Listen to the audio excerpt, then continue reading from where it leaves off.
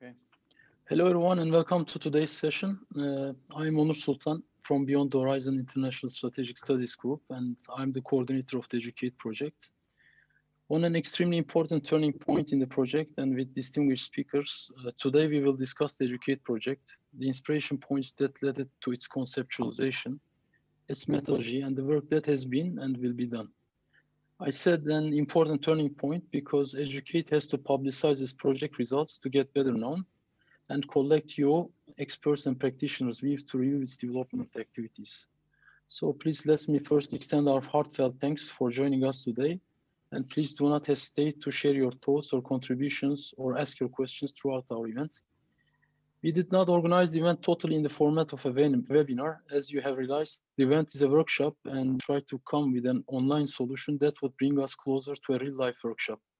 In this regard, in the first hour, the two main work package leaders, I mean those of deep and shallow model production, will speak about their work following my introduction.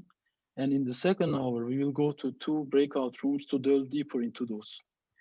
Let me introduce them to you, our distinguished speakers. Our first speaker, Didier Polfeit, is full professor at the Faculty of Theology and Religious Studies of Catholic University of Leuven, or KU Leuven in Belgium. He holds the chair of the Center for Teachers Training in Religion and the Center for Peace Ethics of the university. He teaches religious initiation, communication and formation, didactics of religion, and post-Holocaust Jewish-Christian relations. He is responsible for the didactical website Thomas for religious education in the Low Countries and promoter of the International Research Group on Enhancing Catholic Identity. Professor Polfeit and his team lead work package 2, deep model production. And in the second hour, he will lead the discussion on the deep models. Professor Polfeit, welcome. Thank you. And our second speaker, Professor Ekaterini Tsalampuni, is Associate Professor at the Faculty of Theology of Aristotle, University of Thessaloniki. She teaches New Testament exegesis and theology. Her research focuses on the socio-historical background of the New Testament, exegesis of the Gospels and Pauline letters, as well as ecological hermeneutics and gender theory. Professor Tsalampuni and her team lead work package 3, shallow model production. In the second hour, she will lead the discussion on the shallow models. Professor Tsalampuni, welcome. Hello, everybody. Thank you for the invitation. It's so nice to see you all here. That's our pleasure. Let me please also talk briefly about some housekeeping items for today. A recorded version of this event will be available. The link for the record will be sent to your email addresses used for registration. In the first hour of the event, our distinguished speakers will reflect their views for about 20 minutes. After this first round, we will have a second round whereby we will join breakout rooms to discuss deep and shallow models. And during the first hour, please think about which seems more interesting to you and join the relevant breakout room. In the first half of this second session, group discussion on the deep and shallow models in breakout rooms will be moderated respectively by our two distinguished speakers. Then at around 11:30, the two groups will return back to main room to read out loud the discussion results. At each step, we will guide you technically to show how to join and exit breakout rooms, especially for those who are not well familiar with Zoom. Please note the event is in meeting format, so technically in the second session, you will be able to unmute yourself and join discussion. As you see now, we can do it. So from time to time, please check if your microphone has not been unmuted accidentally to disturb the session. Then we will conclude the event. We aim to have a kind of feedback session in the last 10 minutes, if it's possible for you, so, because we believe it's important to keep ourselves connected with yourselves. Please post your questions by clicking on the Q&A button on the lower part of the screen together with to whom you address the question. Please post them any moment. Our speakers will also see questions and they may address those questions during discussion. Normally in the first hour, we're not going to get questions, but it's going to be more lecturing. And in the second hour, we will delve deeper, as I said, and discuss the items. That being said, I will now pass to my presentation, if you allow me.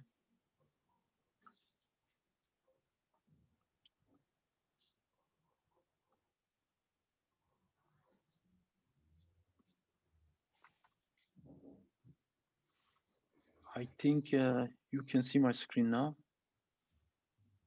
Yes. Okay. Yes, it's okay. So the name of the project, EDUC8 to build resilience, and the project has received funding from the European Union's Internal Security Fund, Police, under grant agreement number 871090. This is a technicality. And on the way that we conceptualized the project, there are several inspiration points, if you may, the points that we saw and that gave us a kind of inspiration. One of them is a Pew research that has been done in 15 Western European countries in 2017. And the findings are really interesting because what Pew has kind of done is that asking the people one question saying, in their hearts, Muslims want to impose their religious law on everyone else in the country.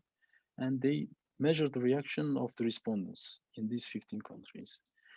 And what they see that the people who have some knowledge of Islam, the religion itself, has shown a kind of moderate level of tendency not to agree with this statement. But the people who personally know one Muslim, who has a Muslim friend or so, there has been a huge change, and they have seen that like up to 37% of change has occurred in this tendency of not to agreeing to this statement. So this shows us the importance of having physical contacts with other people to win over the stereotypes that we may have about them. And another research, again, done by Pew Research in 2016, was on views of Muslims are more negative in Eastern and Southern Europe. The countries that has the most kind of negative views towards Muslims are Hungary, Italy, Poland, and Greece, and respectively 70, 69, 66, and 65 percentages. What makes these countries unique is that they have mono-religious educational system. So in each of these countries does not kind of reflect their religious educational diversity in their methodology. And Spain is not so different. But the countries that has a kind of mixture, a diversity, especially in Western Europe, you see that this is not valid. Like the level is lower.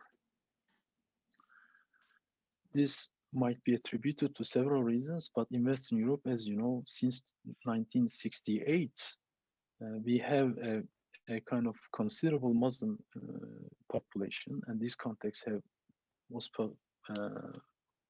has had their effect on the situation. I will shoot a few more things.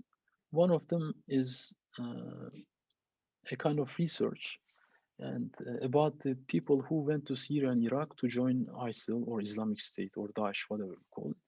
And they said that 17% of, this is for Germany, this is Heinke who has made this research, 17% of the total people of 910 individuals who traveled to Levant, to Syria and Iraq, are converts. What is more, converts comprise at least 1/3 of female deportees. So what he tries to say is that not knowing well one's own religion and being new to a new tradition automatically translates into a kind of vacuum which can be abused by terrorist recruiters or whatever you call them. And the last, this is Professor Scott Atram from University of Michigan. And he says on lack of traditional religious education among those joining ISIL, he says more than 1 in 4 French youth of all creeds between the ages of 18 and 24 have a favorable attitude towards ISIS. And in Barcelona, just this month, 5 of 11 captured ISIS sympathizers who planned to blow up parts of the city were recent atheists or Christian converts. So these kind of findings points to several kind of realities or things that we need to consider. One is that not knowing one's own religion automatically creates a kind of vacuum that can be filled by someone else with wrong interpretations or whatever you call it. And second, having contacts with people from different faiths, from different kind of understanding, from different philosophies, automatically translates into a kind of better understanding, winning over stereotypes, and having more empathy towards them. The key word is that contact. It's not only knowing, So encyclopedical knowledge does not directly translate into something, but personal context, having context, seeing them, and having a kind of shared experience with them directly kind of translates into a different understanding or different view towards those people.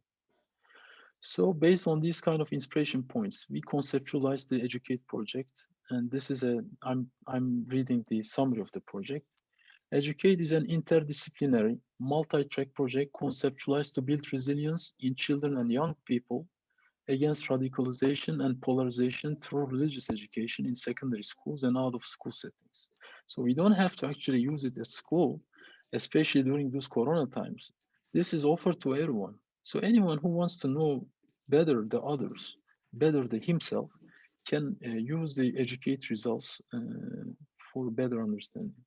The project aims to equip the youth with the basics of other faiths to develop mutual understanding and empathy. This is what we call a law model, and Professor Salampuni will delve deeper onto this. And to lay solid foundation in their own faith to make them less open to manipulation.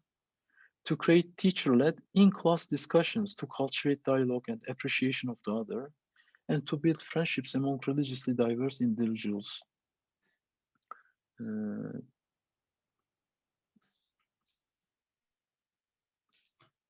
Through smart encounters. The main outputs of the EDUC8 project will be a religious education program for secondary schools that will be embedded onto web and tablet platforms. So far, we have not been like tablet platform embedding is going to come after only whole content has been created. So far we're not there yet, but after that we're going to do that. And the content is on the web right now, especially the shallow model is complete.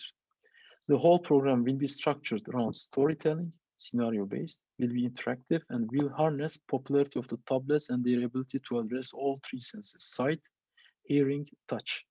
The program will first raise awareness about the essence and daily practice of all religions, and then provide modern religious interpretations in the faith of the young to help him or her reject religion-colored violence and adapt to modern daily life in Europe.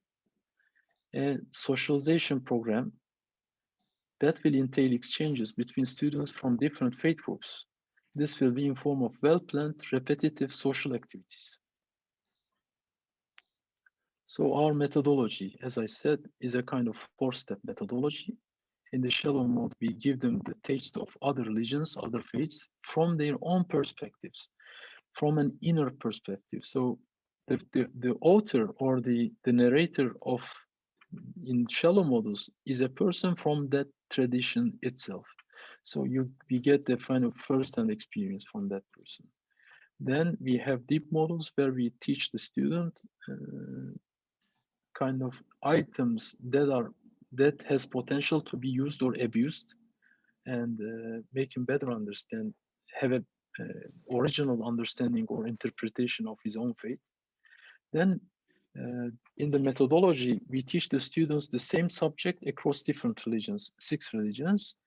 After each class is made, we make in-class discussions. So everyone is filled from his own perspective on the same subject, and they come and, if you may, spill whatever they have a kind of dialogue, a chatter, a discussion, and find and see different perspectives and understand that there is not one truth in the world. There are as many as the number of the people who live on this earth, and have a kind of better empathy. And the last step in the project is socialization, to build relationships between religiously diverse individuals, smart encounters. This could be a cooking together, this could be a game, but the main aim is to bring kids from different diverse backgrounds together, to have them have fun and move this to a kind of friendship. As I said, we have 6 religions or life philosophies: Islam, Judaism, Catholicism, Orthodoxy, Protestantism, and non-confessional ethics.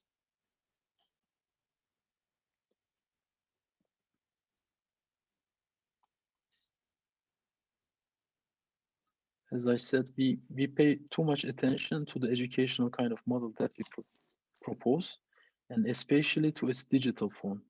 As you know, due to this corona crisis, the students cannot go to school anymore.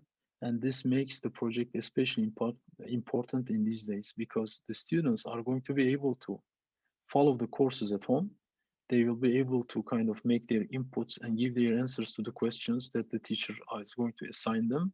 And the teacher is going to have the ability as a class get the results of what the students has done. And so this is really a kind of 21st century solution to religious education. This is what I believe. The website looks like this. And this is our website. And here at the top, we have first shallow models. Then as you go below, we have deep models. So the strong points of the project are, first of all, it targets most vulnerable group youth because this is the audience that we can kind of have some impact on and which is our future. It can be used in different settings, in schools, in prisons, in youth work, etc. It's modular, so you don't have to complete the whole program. You can get only the shallow model part, or you can get the deep model part, or you can get one religion, one faith, one philosophy from any of them and get it and tailor it to your needs as you wish. So let's say you're a school in Belgium and you have a class in the last grade of the secondary school about different religions. You can get only the model part and use it as you wish. The whole content is online, the whole content is free, is downloadable, and it's reachable. So it makes it perfect for use. And it captures the power of digital storytelling. Each module starts with a story, with a video. In the deep models, we have cartoon-like stories, and we have episodes. So we have, if we have to liken it to other modern day, each religion seems like a kind of season, and each of the subjects looks like a kind of episode, and so one can go through the program one by one. So implementation. So we're going to implement the project in one school in Belgium, and in Greece we're going to implement it in one school and online also. We're going to kind of build an online school, if you may. With students from diverse backgrounds. So we're going to try several things, an e-school and a real school. And we're going to implement it. We were supposed to implement it in 4 prisons in Belgium, but due to Corona crisis, we are not going to be able to do that. But still, we're going to use it and implement in 1 prison in Belgium. We're going to use it in juvenile penitentiaries, the penitentiaries or the prisons for the youngs that are below 18 years old. And we're going to implement it in youth work in Finland. So we have 5 countries in the project.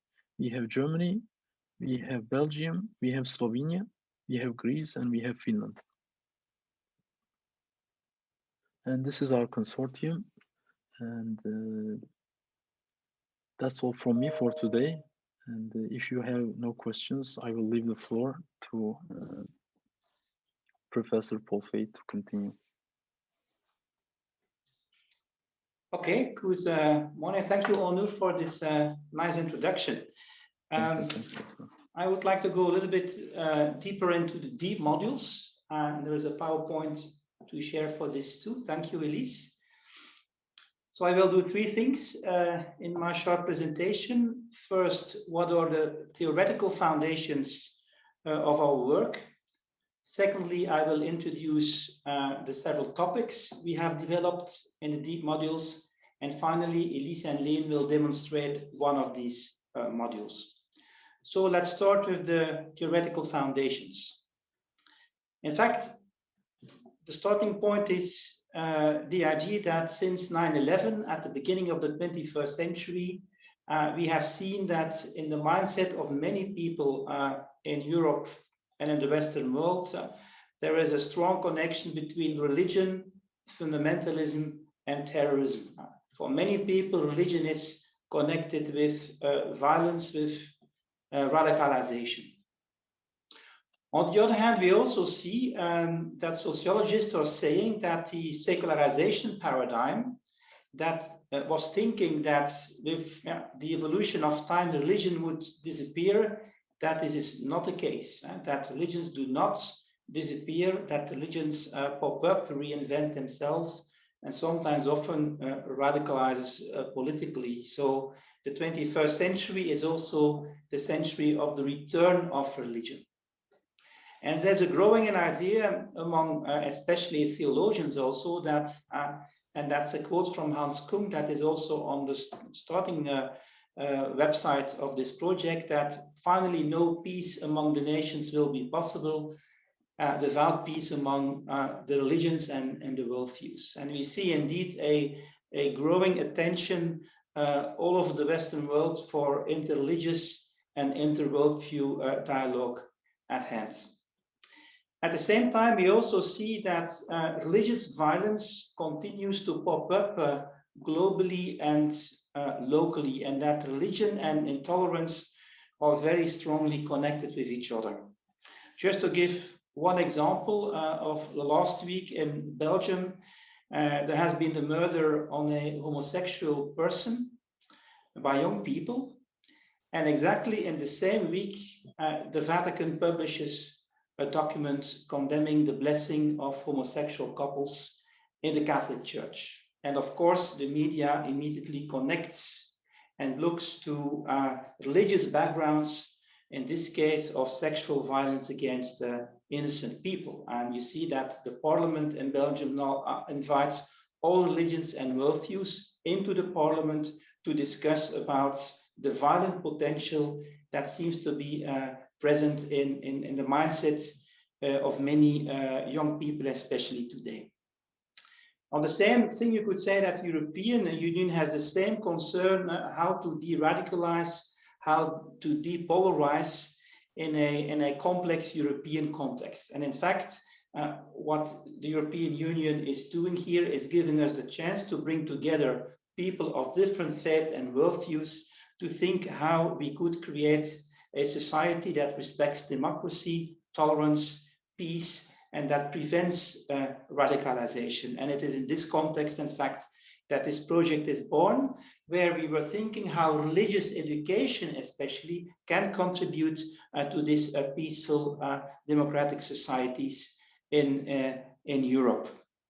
And for doing that, we brought together the different, let's say, main religions, Judaism, Catholicism, Protestantism, Islam, and Orthodoxy, to collaborate.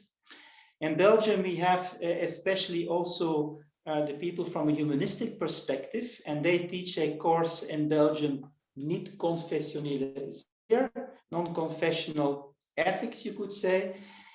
There is not always the same thing in other countries in Europe, so we have tried also to include them as good as possible, and we have developed also a strand on ethics.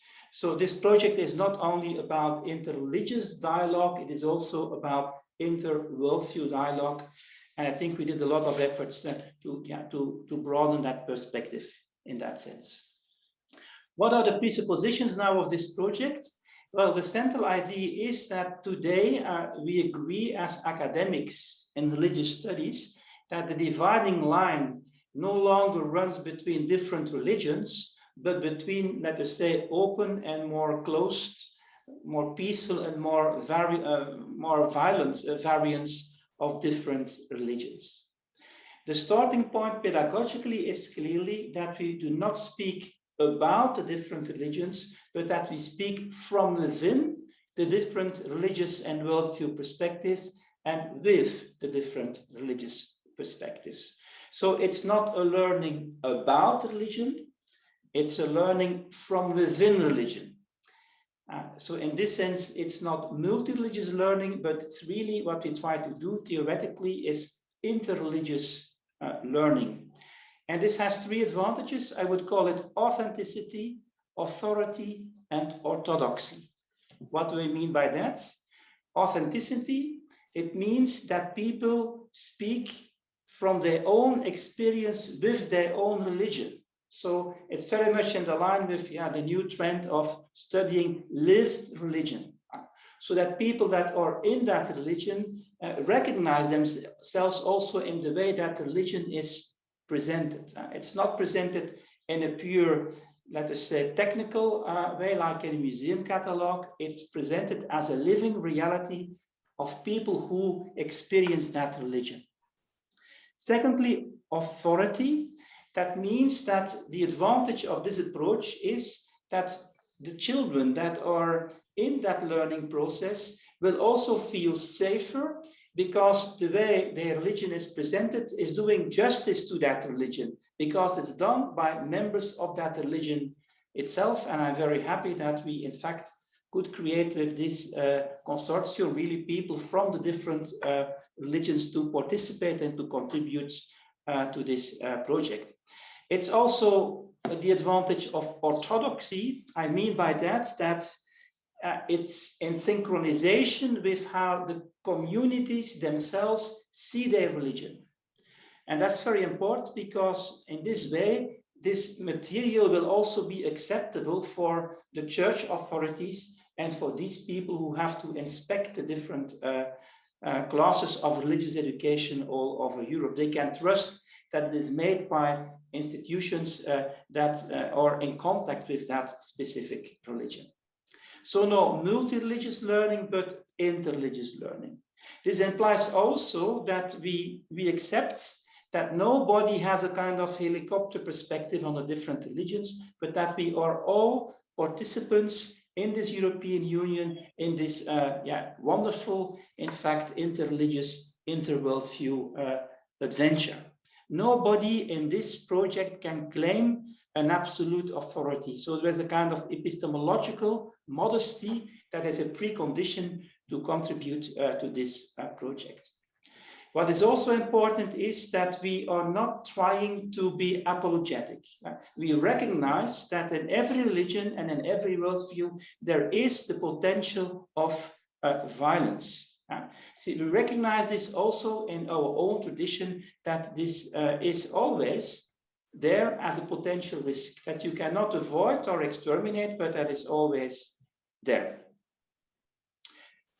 In this slide, you see that we say, and Onur also mentioned this already, in every religion and worldview, there are different interpretations at work. We call this theoretically hermeneutics. Yeah?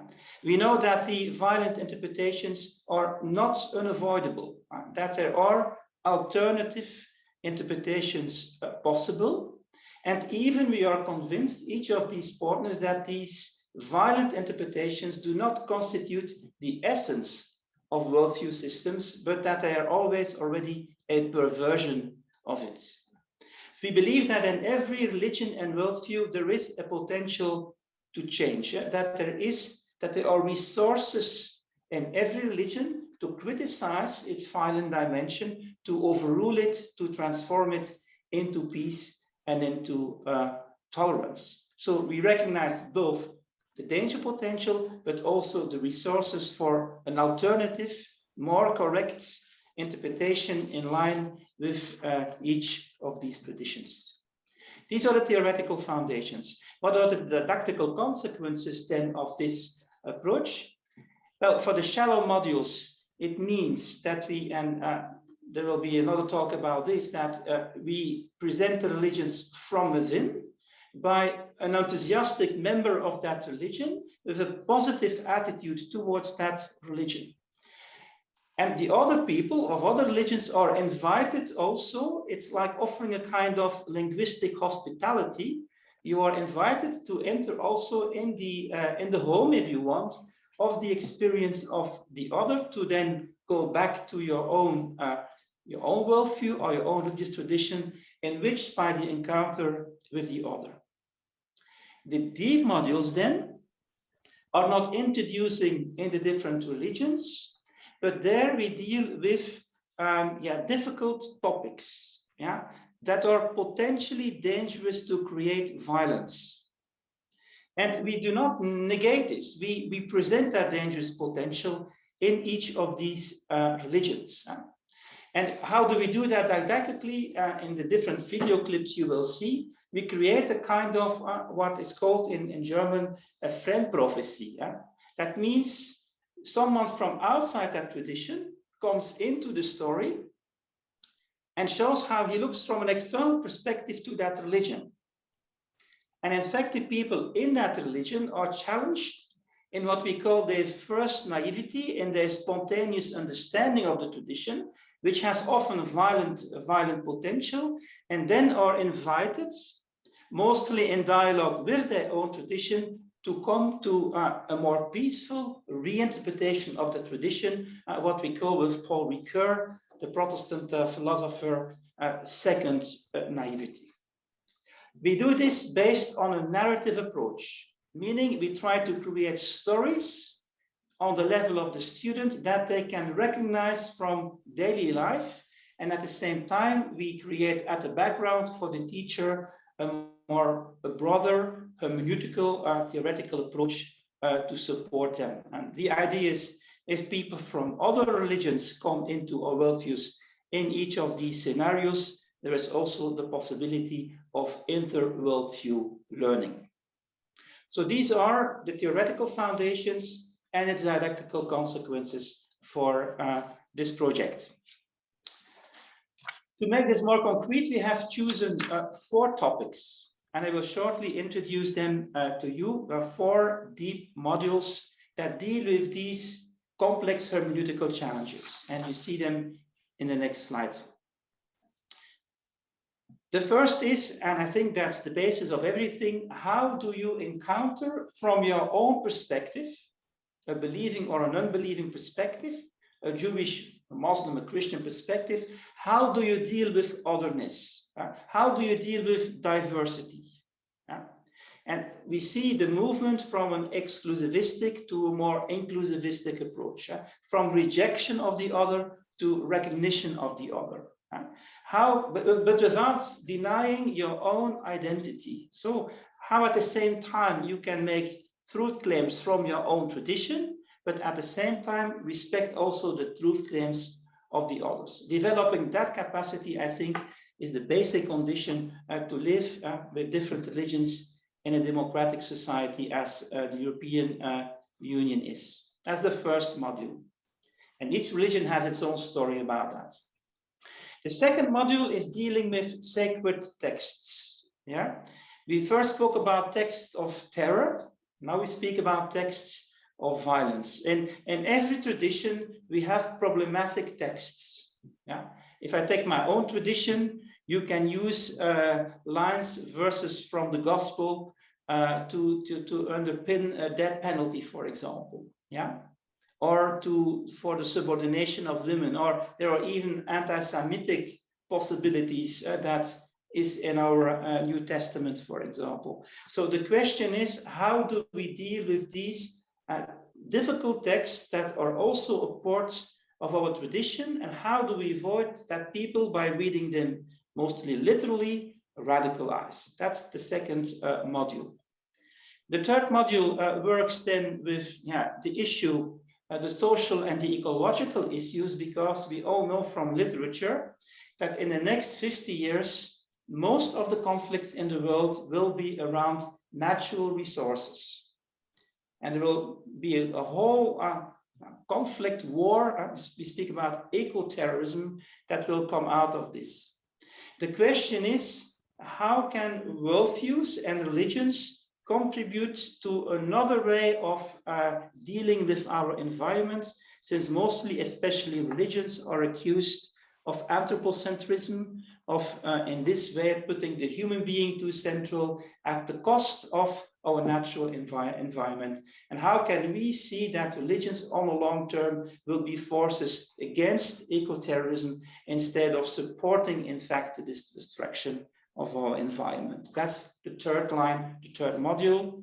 And the fourth module is then, the fourth module is then, how do we deal with conflict when we enter into conflict? Because often we see that religions are used to legitimize wars. We speak about a just war tradition in many religions, and how can we move from just war to what you could call just peace, and what stories can be told there. These are the 4 deep modules on which each of the 6 worldviews have elaborated stories from daily life that can be applied on the level of the student with concrete didactical materials, both the manual for the student and for the teacher. Specifically for Islam, this project has added 2 more deep modules which are not ready yet, are not available yet. The first is the discussion in Islam about the relationship between divine law and human law, and if these two are compatible or not. And the 6th module is on free speech, an important topic there. I now go to Elise and Leen, who will demonstrate how such a module is constructed. Good morning, everyone. My name is Elise van Wotte, and I work as a scientific researcher at the Faculty of Theology and Religious Study. And I will now show you one deep module to see how these deep modules look like.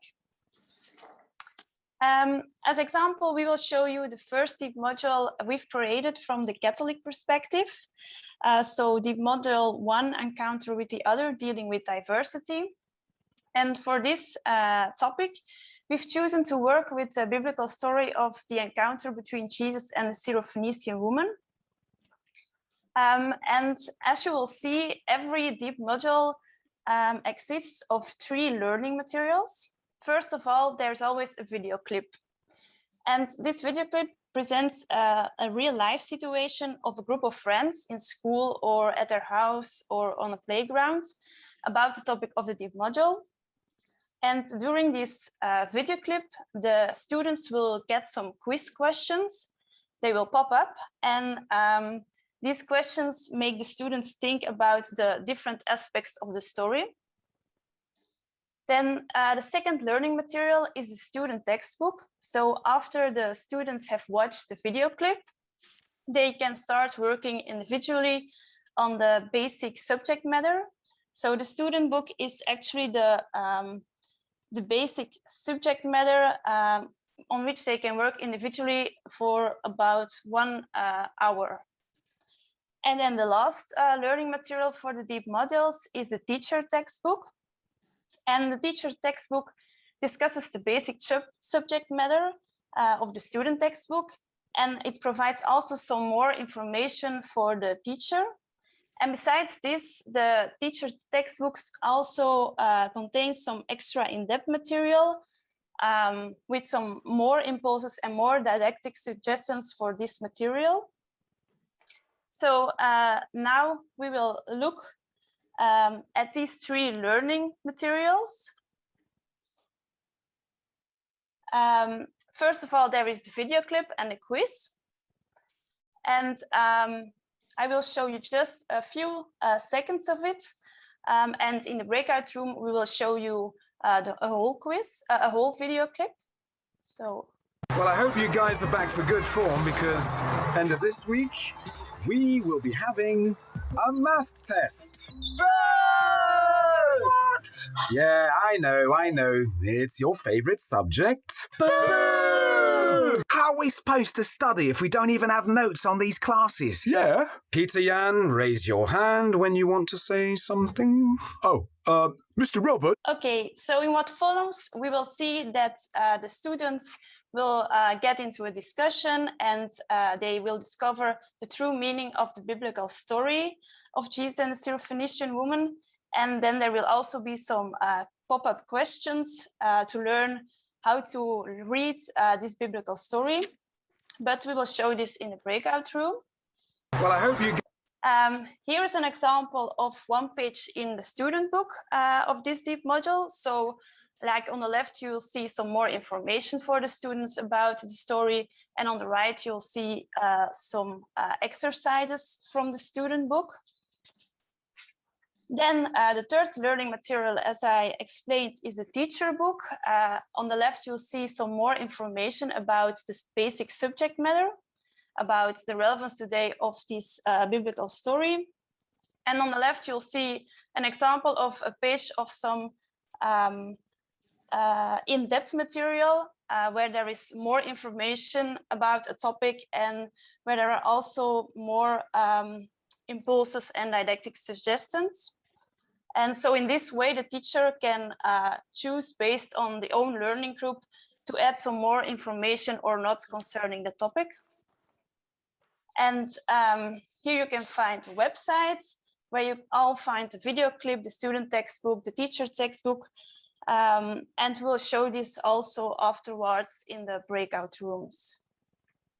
Okay, thank you very much. So now turn to, thank you very much, Elise and Professor Polfate.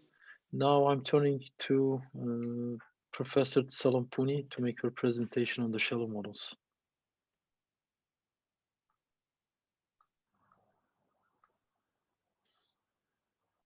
Hello again and good morning to everybody. Thank you for inviting us to present the shallow module to you.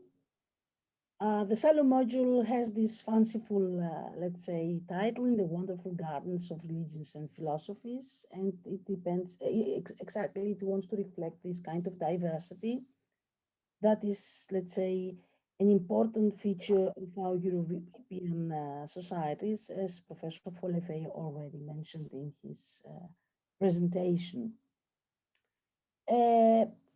Regarding the, let's say, the main content of our shallow module, as it was already stated in the proposal that was submitted to the European Union, actually our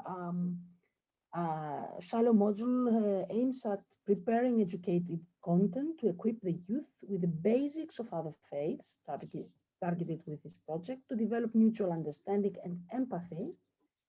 So those from other faiths, how a person in the respective religion believes and how this belief is reflected in daily life, to include rituals, traditions, and worshipping styles. So I have highlighted here what was of main importance in formatting and creating the shallow module material. So religion then, and we decided, and philosophies and worldviews, and of course we followed the same, we also presented, included the same religious traditions and philosophical worldviews, namely Judaism, Catholicism, Orthodoxy, Protestantism, ethics, and Islam.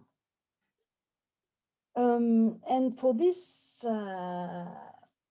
particular traditions, we had experts working and people that come from these traditions or have spent many years working on them. Who in Aristotle University, who were also the coordinators of this module. We prepared the material for Orthodox Christianity, and Carl Levin was responsible for Catholicism, the Faculty of Theology, and Judaism, the Faculty of Philosophy. And then we have the Evangelical Theological Faculty of Leuven that prepared Protestantism material. We had the University of Ljubljana that created the material for ethics, and Sira was responsible for Islam. And of course, we had the technical and administrative support by Beyond the Horizon and Ariscon. So it was a very interesting, let's say, and challenging endeavor, because we had to work together, to know each other through working together. And for me, I can share here my personal experience. It was really a very interesting encounter, and I have learned a lot, and I hope that also the rest of the partners would share the same feeling. I just want to say my sincere thanks to all of them for their cooperation and their patience, and of course for their commitment to the project. Now, what material we created in our shallow module package? Again, we created short videos for each religion, religious traditions and ethics. These videos are 7 minutes long, or a little bit longer. It depended. Sometimes we decided that it could be a little bit longer if we thought that there were elements that needed to be included. And these videos were thought to be, let's say, the point of departure in each class when discussing a particular tradition. Then we had 2 books, a student's book with material that actually helps, we hope that it will help students to reflect upon what they watched and to deepen their, let's say, thoughts and see closer to certain aspects of its tradition that is presented in this shallow module. And then we had the teacher's handbook as well, with material that could help support teachers to prepare their teaching hour in each of these religious traditions. I will not, I will avoid repeating what Professor Polifei said, because actually it's what we also shared as main theoretical background when preparing the material. And I would focus more on these particular aspects that had to do with our preparation of the silo module material. The first is that we tried to provide, we thought that this material would be a kind of concise and comprehensive introduction to all these religious traditions or non-religious and philosophical worldviews. And this is, of course, a great challenge, as you can fully understand, because all of these traditions are very rich in, let's say, in text, tradition, convictions, moral values, and so on. So it was really a challenge, but we decided that we have to provide something concise that could fit in the time, within the time limits of a teaching hour. And we estimated that this teaching hour could be between 45 to 50, 55 minutes. It depends, of course, on each country and their systems, educational system. We also wanted that this material would assist students in the process of familiarization, evaluation, their own, but also the traditions of their the other members of the group or the class in which they are going to discuss this material. And of course, we wanted that this information provided would be useful and would provide some, let's say, important and useful background for the students when they are going to deal with the deep module material, with all these and all these critical discussions that they had to lead in the context of a deep module. And the idea was also to create this kind of material that would have also some kind of openness, in the sense that it would first instigate and encourage students to go out and let's say look for these different traditions and try to learn better, more about them.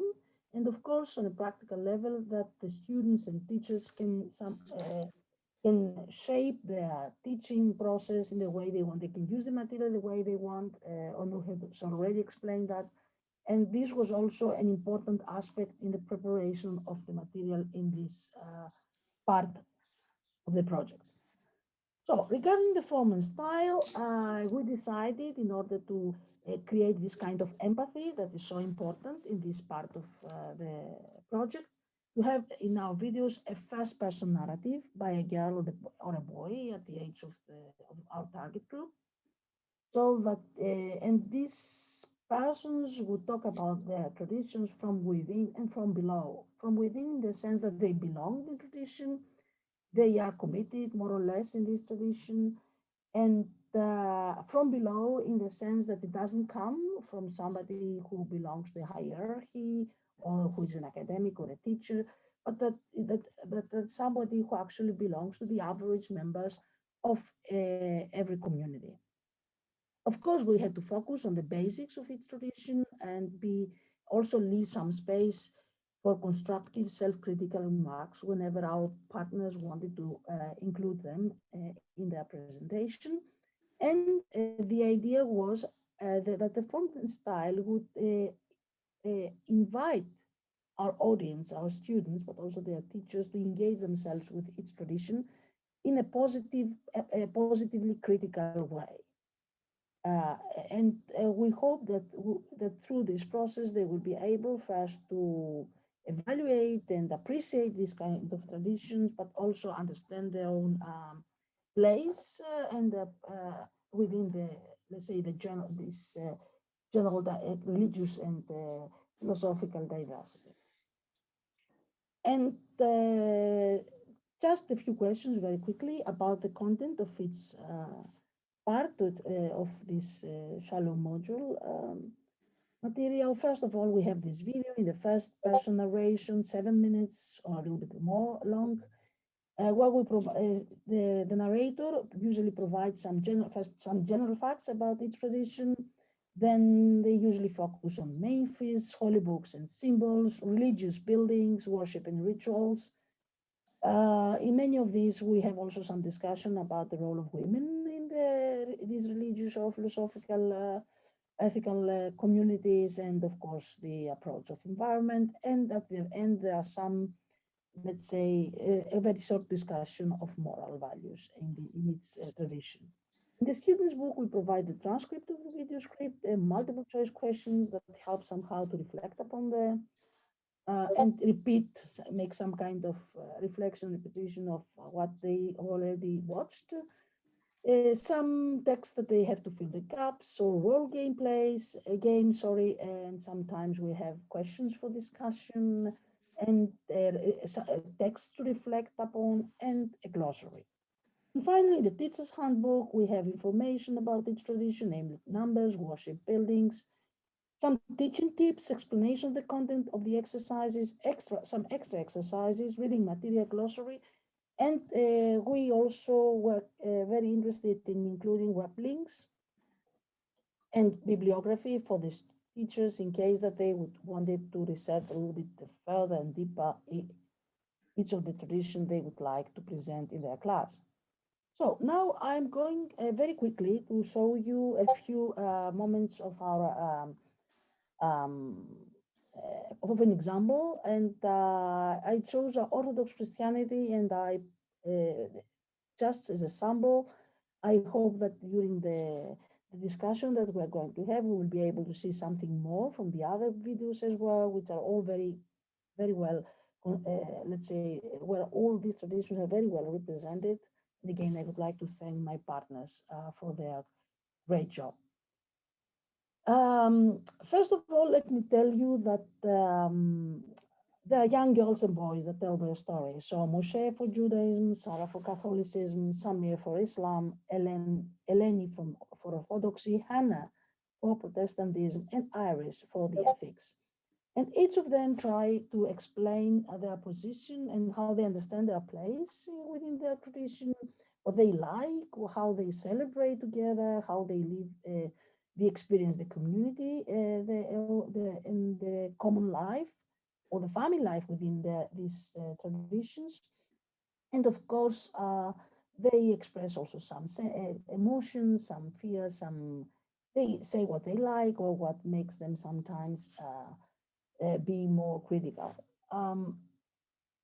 For example, the story of Eleni, and Eleni is a Greek Orthodox young girl. She talks about her religion. She's an active member of her community, and she remains critical towards especially matters of tradition, the role of women. And in the video that we're going to watch now, she shares information, but also feelings with her audience regarding her being a member of this tradition. So I would like now to share the video web page, if it's okay with you. I would like also to show you the rest of the.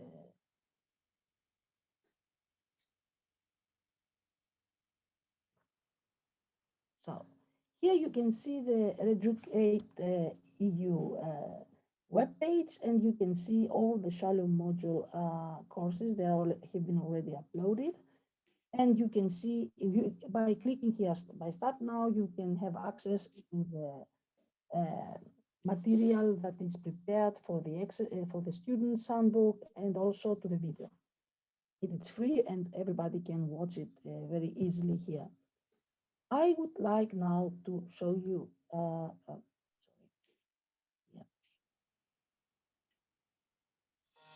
Hi, my name is Eleni, and I'm an Orthodox Christian. I would like to talk to you about my religion. The name Orthodox comes from two Greek words, namely orthos, which means right, and doxa, which means belief or thinking. Therefore, orthodox means right belief or thinking. Like other Christians, we believe that God is a Holy Trinity, the Father, the Son, and the Holy Spirit. This Trinity of three distinct persons is at the same time only one God. The true mystery of our God was revealed by Jesus Christ, who is the Son that became human. He lived in Palestine in the 1st century of the Christian era. He taught and performed miracles, but then he was persecuted and died on the cross for our sins. However, being God, he rose from death. His death and resurrection revealed God's love for his world and was the beginning of the Christian church. And let me show you one more small part of aspect of our presentation about rituals. Only because of the celebration of the great feast and the divine liturgy, but because some of the most important events of our family life take place there. Today, for example, my young sister is going to get baptized and become a full member of the Orthodox Church. During the ceremony, she will get her Christian name. She will be dressed in white new clothes and wear a cross. Although in ancient times, people were baptized as adults, today, in the Orthodox Church, children are usually baptized in the early months of their lives. The baptism will be performed by the priest, and the godparents of my soon-to-be baptized sister will be there to help. They will be her spiritual parents and responsible for her growing up following the teachings of the Orthodox Church. My sister will be called Sophia, after one of my grandmothers. During the ceremony, the priest will immerse my sister 3 times into the water of the font in the name of the Father, the Son, and the Holy Spirit. This is a symbol of dying and being reborn into a new life, following the example of Jesus Christ, who died and rose from the dead. No surprise that this is an important day in our family. After the ceremony, we will celebrate with a large dinner and music, and my lucky sister will get a lot of presents. Okay, there's more to be seen, but that's something that we could discuss later. And just very quickly to show you the last part of my presentation that has to do with the books. There are 2 books prepared for this shallow module, namely the student's book and the teacher's book. And both of them, we hope that they include material that is really helpful and can really assist the, let's say, the process of learning, both in all this kind of, and there is material there, sorry, that has to do with all this kind of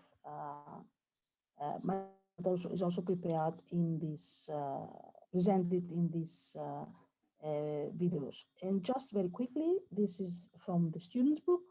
So we have the transcript, as I've said, of the video, and then we have, you can also see that there are exercises for multiple choice exercises, and later you can also see, for example, this kind of exercise, which is actually an exercise on icons with colors and things like that.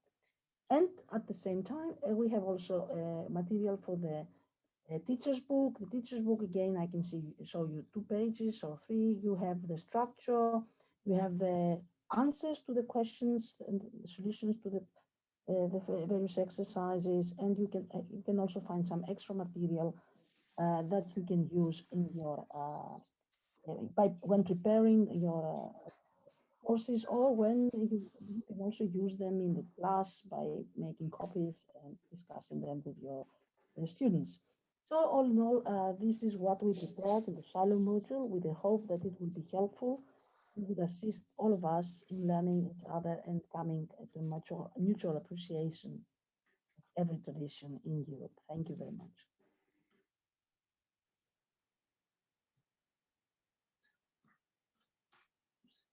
Thank you, Ekaterina. Thank you for this extremely helpful presentation. Now I think we can pass to breakout rooms. Right now, if you click below the page, you're going to see breakout rooms option, which is active right now. You can select with the name of the breakout room that you want to go and further discuss the issues that has been raised here. And I think we can follow and continue from those two rooms.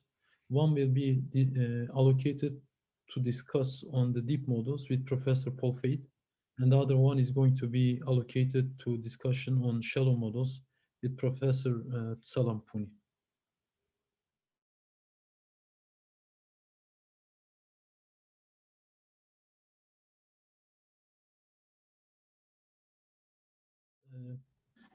So I want to leave the floor to Professor Paul Fate to summarize what you discussed in the breakout room.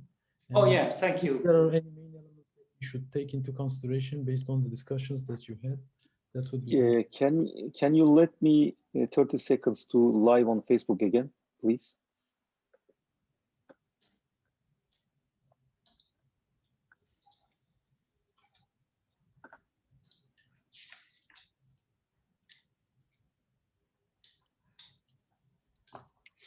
So I wait for your sign. Yes, please. I'm closing all the breakout rooms. I'm going live on Facebook in a couple of seconds.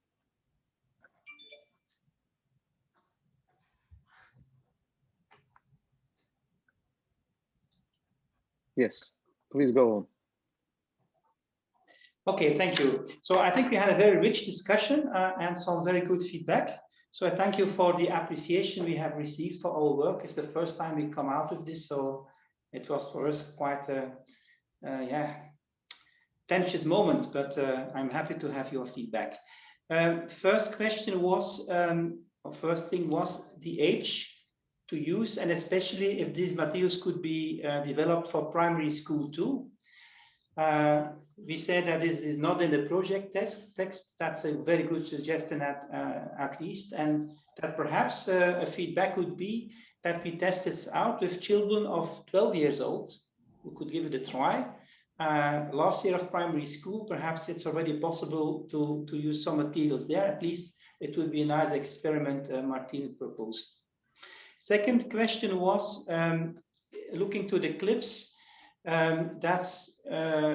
They seem to be very isolated. If you see them just isolated without a broader context of religious education, it could create new challenges, new questions.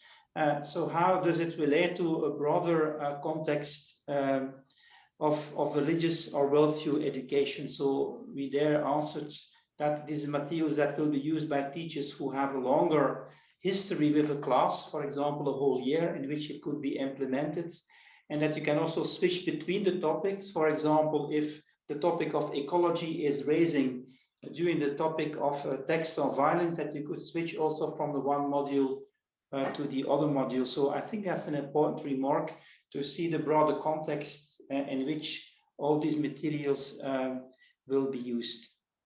There was then a suggestion also from people from non-confessional ethics, and only we will receive from Martine the information to try to connect with European networks of people who work on ethics and especially non-confessional ethics to make our work also known there and to receive also their feedback, because we are aware that this is a very big challenge to enlarge from interreligious to inter-worldview learning. And also in Belgium, we know that's a big challenge where everyone is really wanting to make this possible. So that's also a very good suggestion to open this up. Roman also explained clearly how the materials for ethics are made from a secular philosophical perspective and what is implied for the concrete didactical materials. There was then a challenging question, I think, namely, how will religions, I think about parents and students themselves, respond to the fact that they are learning to deal in a critical way with religion. So it's imaginable indeed that some children have such a positive attitude towards their own religion, and we see that often, that they cannot think critically about it, or that thinking critically is experienced as dangerous for your own identity. You love your religion. And how do you combine loving your religion with learning to be critical about it? Yeah. So, and indeed there is a tension, and I would agree with the person asking the question, even a risk. So the answer to this question, I think, is that on the one hand, the shallow modules first present religion from an inside perspective, from below, and in a very positive way. And then secondly, that we are convinced that if children travel through secondary school, they need step by step to learn also the more difficult aspects of their religion, and that you create more resilience, because that's also the topic, I think, of Beyond the Horizon, creating resilience by learning to deal with critical questions that come from the outside. If you do not prepare children, if they get an adulthood, they will nevertheless be confronted with them and then feel. So we like to create adult, mature people who are becoming stronger Catholics, stronger atheists, stronger Muslims, rooted more deeply, more conscious, more autonomous in their own tradition would be my answer to that question. And then there was a question from Ahmed from the Inspection of Islam Education in Flanders, who advises us, and I think that's very good advice, not only to connect this to the so-called inter-philosophical or inter-worldview competences, that's clearly there, but also to citizen education, and that framing the whole thing in citizen education would be good, because more and more you see that politicians want to connect religious education with citizenship education, and I think it's evident that it is there implicitly, and we can think how we could make it more explicit. And finally, there was a question about languages. That was the most easy question, answering that next to English, all materials will be available in the coming months, also in Dutch, including subtitles for the videos, and in French. But we are preparing also these two variants of the website at this moment. I think this summarizes, I hope, that people can add more information what we have discussed during our rich, small half-an-hour session.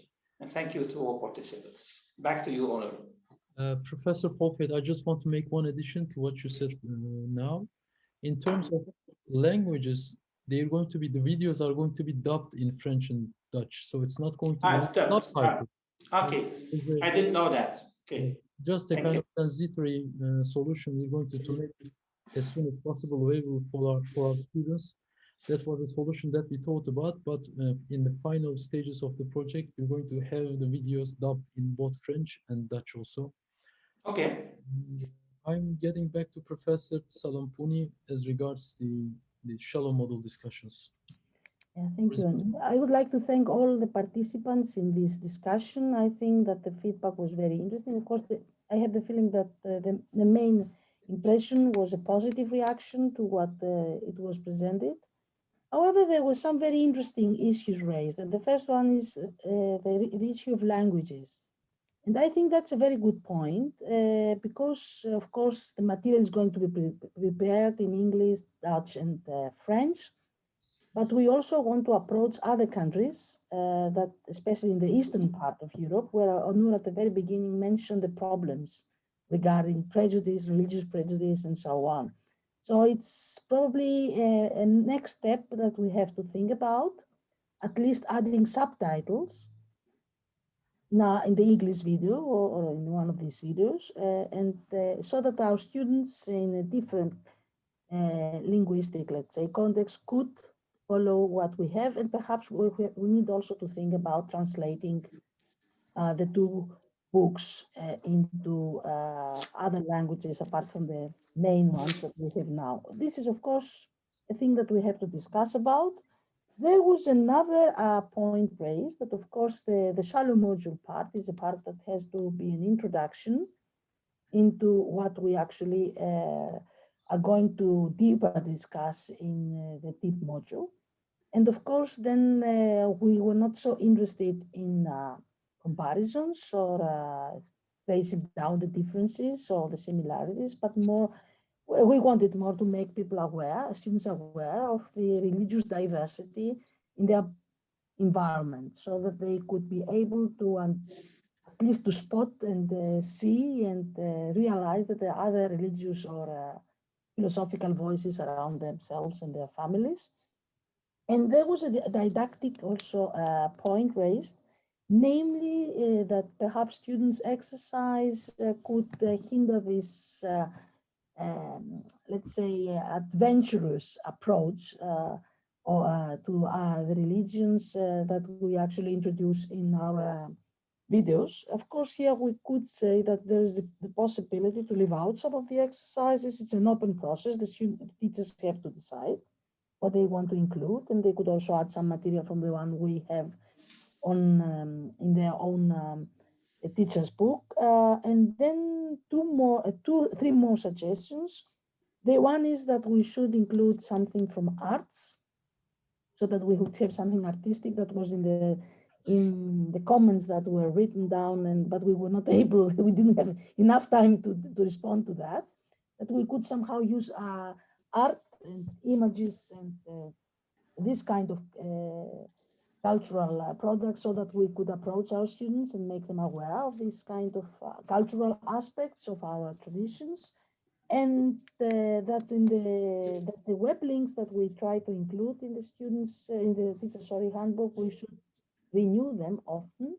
Perhaps this could be solved if we had this kind of links online, because in printed books, it's very difficult to change material. But since we have this hybrid form of material, namely we have both printed material, but also online material, perhaps we could do that online.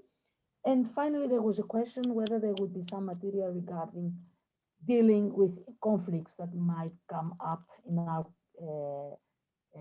multi-religious classes, but this has already been answered, that there is already a document prepared with suggestions how to deal with and what are the principles in this case. But I think that they were also very interesting points, and I'm really grateful to all of you. I hope we will be able to use all your feedback now in our process of reevaluating our prepared work. Thank you. So this concludes basically what we are going to present for today. And we agreed beforehand that we're going to leave the floor to the attendants to get like final views or final comments if they have any. So I open the floor to discussion. If any of you has any point to raise right now, we're going to wait for that. Please do it like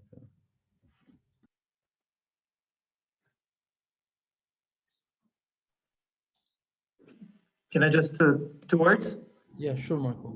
I'm really happy that I've been here, that I've heard all this work.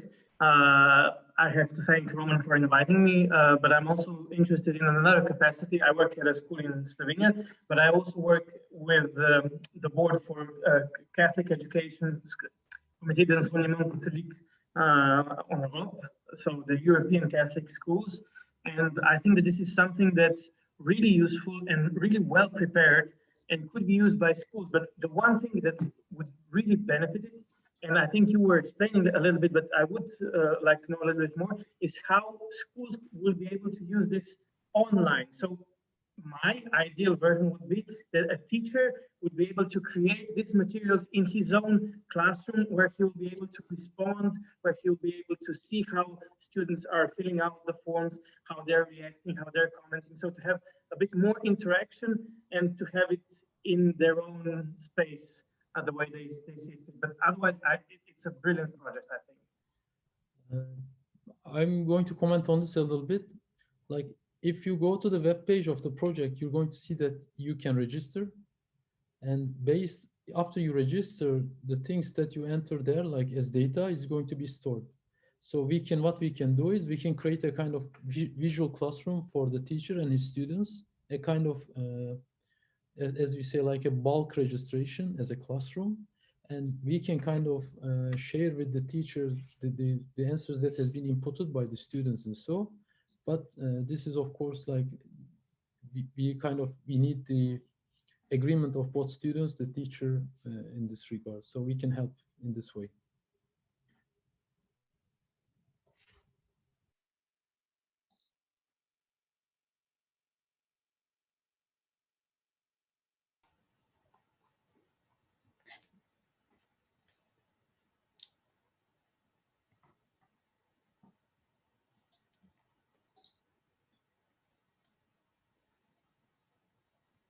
So as I understand, we have no more comments.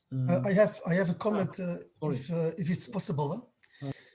I have heard that that it is very important to learn children and the youth how to be critical about their religion or their worldview, and that in the second level. I wanted to say that it is important that they realize some insights, knowledge, because the best way is to learn the children that the texts can be sacred. They are from God, from the worldview of a believer. The texts are from God, but the interpretation is human, is from human beings. So the best way, I think, from didactical way is to show a topic and to let's see different opinions about the same topic from different theologians. So you can show that you have one text who is sacred, but you have different opinions. So this way you learn people or children, the youth, to be constructive, critical, in a constructive way. I think we have to think about the didactic, how to learn children to do this in a constructive way, because just to be critical without a methodology, then you're going to have maybe a counterproductive result, I think. Thank you very much. Well, I think can I respond to this, Onur? It's not my field, sir, certainly. But I fully agree with Ahmed, of course. That's really the reason why we have chosen for learning from within the religion and not learning about religion. So the texts and the religions are not just presented as human constructions. We really start from a respect and an appreciation of the traditions themselves and how the divine or the human, depending on what worldview we speak about, reveals himself or herself through these traditions. So that's clearly the starting point. So it's critical, but as you saw in Katharina's PowerPoint, it's constructively critical. You learn to be critical within the sphere of your own religion. And that's something else than a purely external objectivistic deconstruction of the religion and its text itself. It's clearly that the project resists against such an destructive approach. That's very clearly, as I explained in the theoretical foundations, our starting points.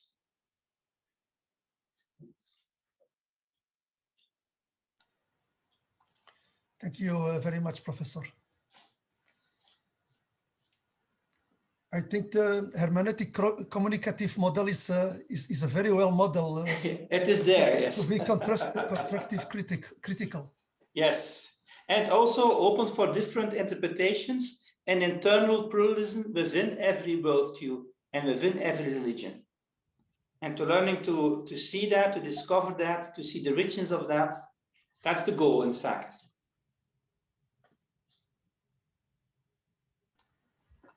Thank you.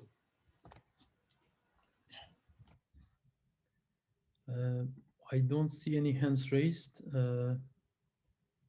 So I think we can call it a day.